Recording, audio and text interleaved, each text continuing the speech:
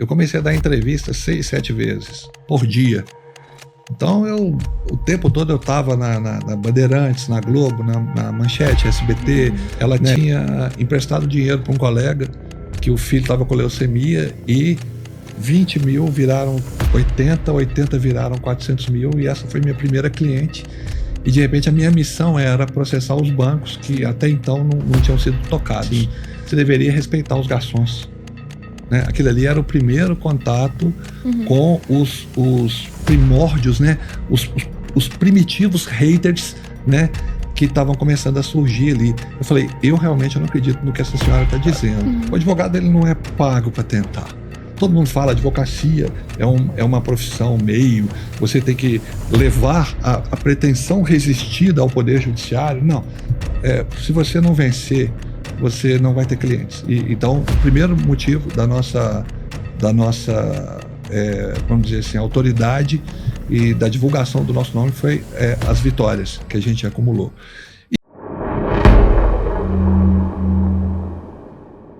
Outra questão, o senhor se referiu ao termo, quando o senhor diz midiático, se refere aos peroeiros, porque o doutor ficou muito conhecido também com ação bancária em favor dos consumidores. Isso também, como eu já estudei sobre a sua vida, eu sei que o senhor também foi administrador, trabalhou muito tempo no Banco do Brasil, né? Sim, midiático porque a partir dali eu comecei a dar entrevista 6, 7 vezes por dia. Então, o tempo todo eu estava na Bandeirantes, na Globo, na Manchete, SBT, né, os jornais entrevistando o tempo todo. Então, inclusive, até o nome, né, desse programa nosso aqui que a gente quer, esse é o nosso piloto, né, Maiana? Nós estamos aqui fazendo história. Ele é falando de frente, porque uma vez eu fiquei 2 horas no ar, numa TV fechada, e o programa chamava Falando de Frente. Então eu gosto muito desse modelo, onde a gente, olhando nos olhos, né, do entrevistador e olhando nos olhos das pessoas que nos estão vendo, a gente fala de frente, fala a verdade e fala o que a gente gosta de fazer, o que a gente ama. Então, respondendo a sua pergunta sobre as ações bancárias, isso foi um momento posterior. Uma das pessoas mais amadas da minha vida me procurou num grau brutal de endividamento. Ela tinha emprestado dinheiro para um colega que o filho estava com leucemia e 20 mil viraram 80, 80 viraram 400 mil, e essa foi minha primeira cliente. E de repente a minha missão era processar os bancos que até então não tinham sido tocados. E daí para frente, realmente, hoje é a principal área de atuação do escritório, mas nós crescemos tanto que não dá para saber mais hoje qual que é a principal, mas o direito bancário, posso dizer que nosso escritório foi um dos colonizadores desse... Foi a base do escritório. Exatamente, foi a base, e nós tiramos muitas pessoas de um grau absurdo de endividamento, né? Hoje tem a lei até do sobreendividamento, que a gente vê muitas conquistas legislativas que aconteceram muito em função da própria jurisprudência, boa parte dela conquistada pelo escritório. Doutor André, uma questão que é pertinente, que inclusive muitas pessoas vão querer saber, e provavelmente muitas das pessoas já viveram o que eu vivi. Eu conheço o senhor desde a época de Pouso Alegre, eu sou do interior, o senhor sabe que eu sou de Santa Rita do Sapucaí, e até no interior o senhor sempre foi muito famoso. Eu vim com BH com um propósito. Eu já conversei com o senhor, eu falei, eu vim com o propósito de trabalhar no escritório. Então, para isso, para construir essa carreira sólida do senhor, quais que são as habilidades essenciais para o advogado?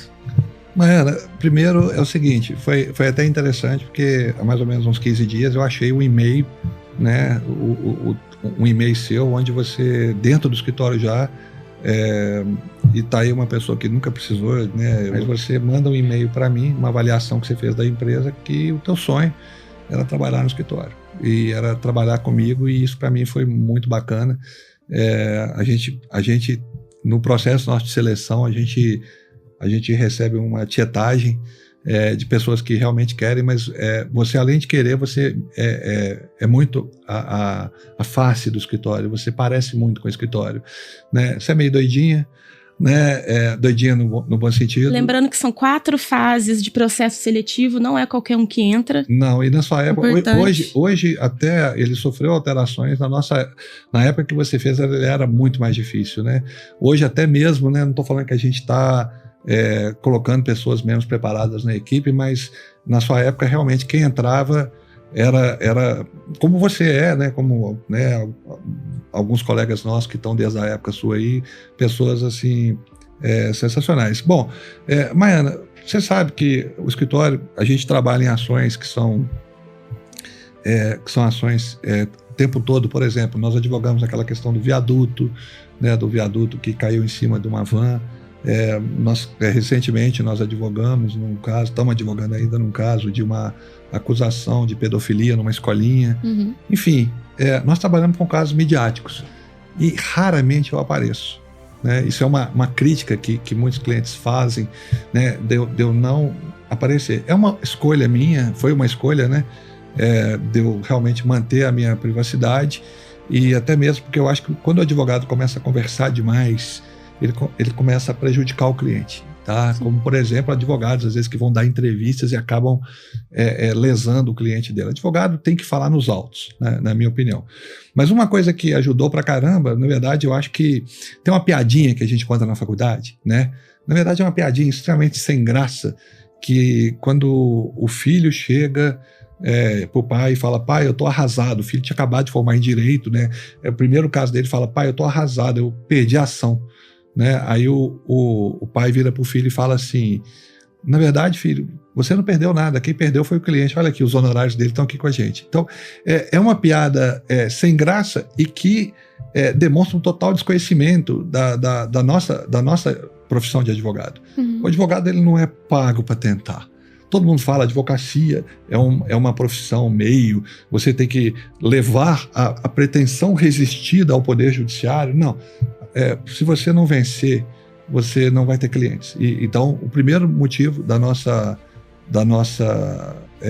vamos dizer assim, autoridade e da divulgação do nosso nome foi as vitórias que a gente acumulou. E, não vou mentir, né, uma coisa que nos projetou pra caramba foi o Facebook. Tá? Nós temos hoje 2 milhões... Mais de 2 milhões. 2.350.000, sei lá, quase 2.300.000 pessoas no Facebook. E a gente começou fazendo nosso Facebook de uma maneira muito divertida. Então, eu usei muito humor, né? Entrei em várias confusões que hoje eu não consigo nem imaginar. Eu sigo desde muito tempo. Eu sei as confusões que já entrou. Pois e essas confusões a gente tinha realmente... eu divertia com aquilo, sabe? Então, hoje qualquer coisa é ofensivo, qualquer coisa é bullying, qualquer coisa é isso. Você fala gastrofobia, né? Se você faz, eu fui no restaurante e não gostei da comida, você é um gastrofóbico, entendeu? Isso eu tô fazendo uma piadinha para não falar outras coisas. Mas qualquer coisa que você fala hoje, você é mal interpretado. Então, mas a gente pegou, se não me falha a memória, a nossa conta do Facebook é de 2007. Uhum. E de 2007 para cá são 17 anos, e 17 anos a gente se divertiu bastante. As reuniões da nossa equipe de marketing lá, a gente terminava assim com o queixo doente, tanto rir, né? Hoje você não pode fazer humor com mais nada, e eu sempre defendi, inclusive a nossa capa do Facebook, uma das primeiras capas era direito, cidadania, tudo isso de uma forma bem divertida, com muito humor, né? Hoje o humor ficou para trás, a gente às vezes deixa escapar uma bobeirinha ou outra aí, né? Mas qualquer piada, ou inclusive uma vez teve uma coisa muito interessante, que uma vez eu coloquei uma frase, que é uma frase, não é minha, mas eu ouvi em algum lugar, e era assim: oportunidade é igual garçom em festa de criança, quando passar, aproveita, pode ser que não volte. E aconteceu a coisa mais, assim, o pessoal rolou de rir com a frase, mas chegou uma senhora lá e falou assim: você deveria respeitar os garçons, né? Aquilo ali era o primeiro contato com os primórdios, né?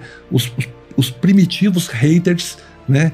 Que estavam começando a surgir ali. Eu falei: eu realmente não acredito no que essa senhora está dizendo. E eu perguntei, eu falei assim: eu não entendi. Para começar, os garçons são uma das profissões que eu mais adoro, né? Os garçons são praticamente nossos companheiros aí no boteco. A gente vai, eu conheço os garçons pelo nome. Dia do advogado, acho que é 12 de agosto, não é? É dia do garçom também. É comum eu entrar em alguns restaurantes, presentear os garçons. Qualquer restaurante que eu vou, os garçons me conhecem. Eu prefiro conhecer o garçom do que o dono, né? E naquele exato momento a mulher falou que eu estava desrespeitando os garçons. Eu falei, não, senhora, eu estou desrespeitando uma pessoa que contrata menos garçom do que deveria contratar. E vai por aí afora. Mas basicamente, Maiana, foi muito sucesso e a rede social que deu vamos dizer, divulgada não só no nível Brasil, mas no nível internacional. Por exemplo, eu não sei se você sabe, Lisboa, Portugal, os Estados Unidos, nós temos muitos brasileiros lá, Europa, enfim, nós temos hoje seguidores do Facebook, inclusive clientes espalhados pelo mundo todo. E é muito gostoso saber que a gente pode se comunicar. Eu sou de Belo Horizonte, mas a cidade que eu tenho mais seguidores é São Paulo. São Paulo, Rio, Belo Horizonte. Sul de Minas. Sul de Minas. Minas é fortíssimo, né? Minas é fortíssimo. É muito forte. E o sul de Minas maravilhoso também, né? Um lugar maravilhoso. O Brasil todo, eu sou muito apaixonado pelo Brasil. E com relação à atualização de leis e regulamentos, como que o senhor tem tempo para estudar para isso? Porque apesar de o senhor ser advogado, o senhor tem uma empresa, né? São 60 advogados. Como que lida com isso? Doutora, na minha época, como eu te disse, era tudo mais difícil. Hoje você tem aí clippings, né? Por exemplo, tem uma profissional da nossa equipe, né? A Néria, uma excelente profissional, que a função dela todo dia de manhã é fazer uma coletânea de todas as notícias relevantes para o escritório. Então isso facilita bastante. Mas na época, eu curtia muito revistas jurídicas, periódicos, né? E era muito gostoso quando você chegava, aquela revista lacradinha, sabe? Desculpa, eu adoro o cheiro do livro novo. Eu também. Então, quando chegava aquela revista, né? RT, revista dialética, né? Adorava as revistas da dialética, de direito tributário, direito de família, enfim, eu consumia isso, assim, e eu gostava muito que aquilo ali era o direito vivo, né? E foi graças a uma dessas revistas que nós ganhamos um dos maiores honorários da história do escritório, que eu aprendi numa revista dialética do direito tributário. Então a atualização nossa é muito isso. Outra atualização é você conversar com advogados, né, ter grupos de network, você está sempre conversando com as pessoas, né? Mas quem ensina muito, tá? Não a atualização legislativa, porque isso você tem que ler, mas quem ensina muito a você, presta bastante atenção, doutora, na verdade eu vou falar de novo com os advogados, com todos os advogados. Eu aprendi mais na minha vida com o cliente do que em qualquer outro livro, ou na própria faculdade de Direito. O cliente, ele te ensina. O advogado, ele tem às vezes o hábito de querer falar muito bonito, excessivamente rebuscado, mas se ele parar para entender que o cliente tem a maior sabedoria, porque o cliente é quem sente na dor a falta do direito ou o direito lesado.